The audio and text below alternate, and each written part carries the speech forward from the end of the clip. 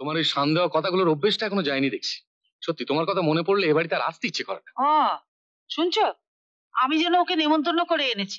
তোর এত দূর অধঃপতন হয়েছে, কোনো উপায় না পেয়ে তুই মেয়েকে দিয়ে সুজনকে পটিয়েছিস। এখন সুজনকে দিয়ে তুই আমার ঘর বাড়ি দখল করতে চাস। আরে বেঈমান, আজ যারা তোকে ভালোবাসার ফাঁদে আটকেছে তারা একদিন আমাদের বুকে লাথি মেরে চলে গিয়েছিল, সেদিন আমাদের অপমান হয়নি? মিথ্যে কথা বলো না। বলে আমি নাকি আমার মেয়েকে দিয়ে ব্যবসা করি, আমি নাকি আমার মেয়েকে দিয়ে সুজনকে বশ করেছি। আমি সুজনকে বলে দিয়েছি যে আমার বাড়িতে যেন কোনোদিন না ঢোকে। ওকে দোষ দিচ্ছ কেন বাবা? ওর তো কোনো দোষ নেই। শালার কপর সব খুইয়া ফেলাম। শালার বন্ধু সাধু কয় কিনা কি আমারে ভালোবাসে। আহারে এমন প্রেম, সাপে কাটলো সুখী রে। সুজন সেই বিষ মুখ দিয়া টাইনা টাইনা তুললো, সুজন সুখীরে বাঁচাইলো। আহা কি অমর প্রেম, সুজন সখী, সখী আর সুজন, আহারে কি সচ্চা মোহাব্বত। এই কেষ্ট, কার সঙ্গে কথা বলছিস? ওই নিজের মনটা একটু পবিত্র করতাছি। কেষ্ট, চুরি টুরি করিসনি তো? কাকাজি কি কয় না, আমি এখন আর চুরি টুরি করি না। কেষ্ট, 18 বছর পর দাদার বাড়ি যাচ্ছি, মিষ্টি নিতে হবে। হ্যাঁ নিশ্চয়ই, নতুন করে আত্মীয়তা করতে যাইতেছেন, মিষ্টি নিতে হইব না? ঠিক বলেছিস। কত সাধু করে সবই কি আসল সাধু রে। পাইছি সাধুর বাচ্চা, তোর 10 দিন তা আমার একদিন। আসেন আসেন সাধু বাবা, আসেন আসেন, বসেন বসেন, পায়ের ধরে দেন, নমস্কার নমস্কার। হয় বসতে, এই পেঁয়াজের বস্তার পাশেই বসেন। জয় শিব শঙ্কর। জয় শিব শঙ্কর। বৎস, কন্যার ভালোবাসা পেয়েছিস? পাইছি মানে প্রেমের ঠেলায় কন্যার আসলের তলায় খালি হাবুডুবু খাইতেছি। সাধু বাবা, কন্যা করে দেখেন তো কন্যা এখন কি করিতেছে। মনে মনে তোর কথাই ভাবছে। আমার কথা ভাবতেছে তাই না? আমার কথা ভাবতেছে। দে 11 টাকা। 11 টাকা দিব না, 11.5 টাকা দিতে। তার আগে আপনার একটু সুন্দর করে হাম্বল দিস্তা দিয়া লই। ওই ওই সারা সাধু সাধু, ওর সালাম সারা জীবন চুরি করে দোকান থেকে আটা ময়দা সব দিছি, আজকে তাহলে আটা ময়দা দিয়ে একেবারে রুটি বানাই ফেলাবো। ওরে আমার আমার টাকা দি, আমার ডিম দে, আমি সকি লেগে কত কিছু করছি রে। ওই সারা তুই সারা গন্ড সন্ত্র বাচ্চা, তুই সারা জীবন এরকম করে মানুষ জীবন নষ্ট করস। তুই আমার টাকা দে, টাকা কত খাইছ সারা জীবন, খাইয়ে খেয়ে সাধু বাচ্চা গর্দান খুলেছ, পেট পেট করছ তোর এই আজকের শালা। ওই সারা সাধু দাঁড়া। দাদা, বৌদি বাড়ি আছো? সুরেনের গলা, এখানেই বসাও। এতদিন পরে কি জন্য আসছে?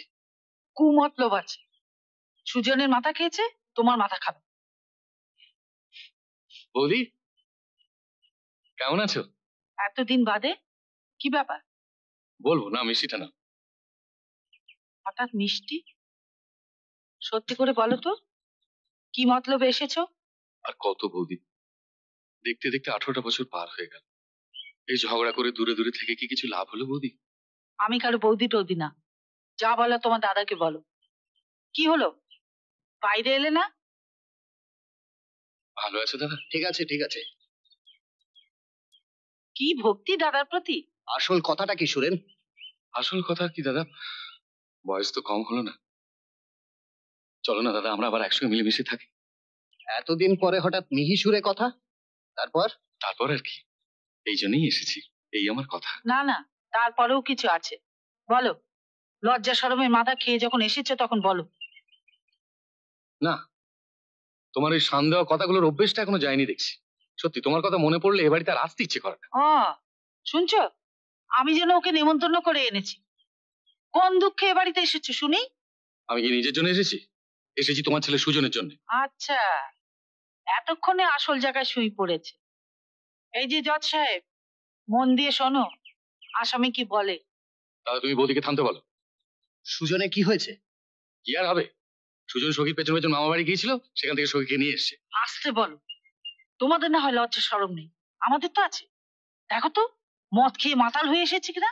দোহাই বৌদি, আমি তোমাকে হাত জোড় করে বলছি, আমি এখানে ঝগড়া করতে আসিনি। তবে কি জন্য এসেছিলে? আমার সুজনের বদনাম করতে? না, বদনাম করতে নয়, ফায়সালা করতে। কলঙ্ক যাতে না বাড়ে, দুজনেরই যাতে সুখ শান্তি আসে, সেই চেষ্টা করতে এসেছি। তোর এত দূর অধঃপতন হয়েছে, কোনো উপায় না পেয়ে তুই মেয়েকে দিয়ে সুজনকে পটিয়েছিস।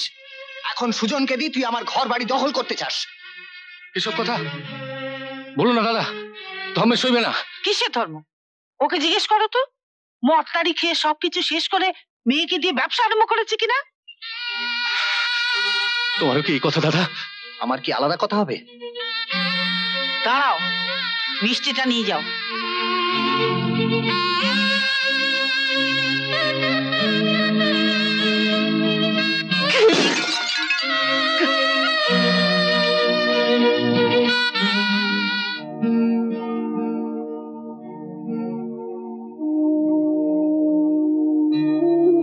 কাকা, কি হয়েছে? তোকে আর কি বলবো সে কথা। তুই যেমন সখীর প্রাণ বাঁচিয়েছিস, তেমনি ওর মান সম্মানও তুই রক্ষা করিস। আর একটা কথা, কোনোদিন আর আমাদের বাড়ি যাবি না, সখীর সাথে আর কোনোদিন দেখাও করবি না। এরপরেও যদি যাস তাহলে সখীকে কেটে নদীতে ভাসিয়ে দেবো, নইলে এই কলঙ্কের শেষ হবে না, শেষ হবে না।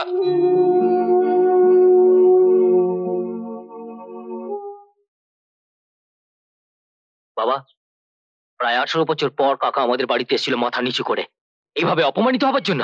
আরে বেঈমান, আজ যারা তোকে ভালোবাসার ফাঁদে আটকেছে তারা একদিন আমাদের বুকে লাথি মেরে চলে গিয়েছিল, সেদিন আমাদের অপমান হয়নি? মিথ্যে কথা বলো না।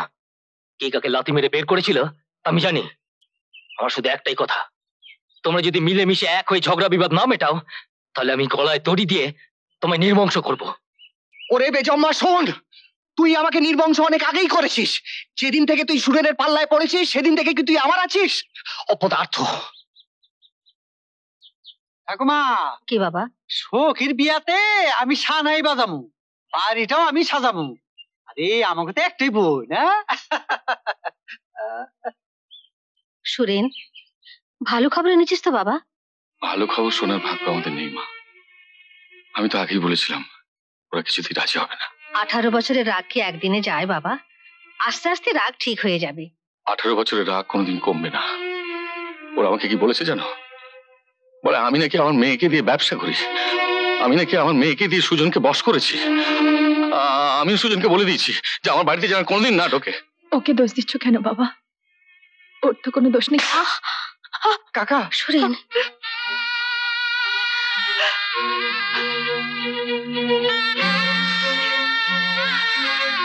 তুমি আমাকে মেরে ফেলো, কেটে ফেলো, যা খুশি করো বাবা, কিন্তু তুমি তো আমার মনের কথা জানো। আমার কাছে ওর কোনো দোষ নেই, কোনো দোষ নেই বাবা। মা, ওরা সখীর মাকে মেরে ফেলেছে, আমার সখীকে ওরা মেরে ফেলবে। মা, মা তুমি সখীকে নিয়ে তাড়াতাড়ি ওর মা বাড়িতে চলে যাও। তুমি পালাও মা, তুমি পালাও, তুমি তুমি বিদে হও মা।